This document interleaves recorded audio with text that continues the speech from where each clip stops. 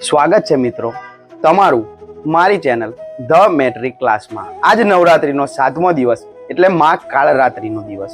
માં કાળરાત્રીની પૂજા કરવામાં આવે છે। હિન્દુ સમાજની દંતકથા મુજબ એવું માનવામાં આવે છે કે અસુરોનો ત્રાસ એ પૃથ્વીલોક અને દેવલોકમાં વધી ગયો હતો। એ સમય દરમિયાન બધા દેવો ભેગા મળી માં દુર્ગાની આરાધના કરી અને અસુરોથી છુટકારો મળે તેવી પ્રાર્થના કરી। તે દરમિયાન માં દુર્ગાએ એવું સ્વરૂપ ધારણ કર્યું જેનો રંગ કાળો, શાર્દુલ એટલે કે ગધેડા પર સવાર, એક હાથમાં વરજ અને એક હાથમાં ખડગ, આ રીતે અને આંખમાંથી જ્વાળા અને ગળામાંથી વીજળી કડકતી હોય એવું સ્વરૂપ ધારણ કર્યું। આ સ્વરૂપથી અસુરો ખૂબ જ ભયકંપિત થયા અને આ પરથી માનું નામ કાળરાત્રિ રાખવામાં આવ્યું હતું।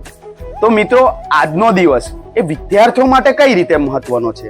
તો આજના દિવસ વિદ્યાર્થીઓ માટે ખાસ મહત્વનો છે।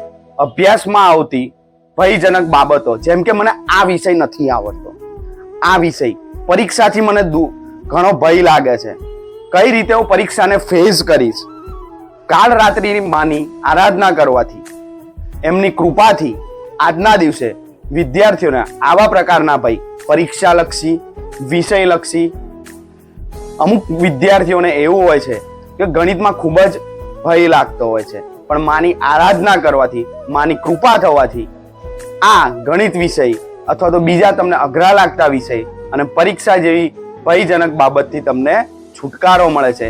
માની આરાધનાથી આપણામાં આત્મવિશ્વાસ વધે છે। માં કાળરાત્રિની આરાધના કરવાથી આપણામાં અંધકારમય દૂર થઈ અને એક પ્રકાશનું કિરણ જાગે છે મિત્રો। તો આજના દિવસે આપણે માની પૂજા અને આરાધના કરી આપણામાં રહેલા અંદરના ભય દૂર કરીશું મિત્રો। મળીએ મારા નવા વિડીયો સાથે। જય ભોલે, જય માતાજી।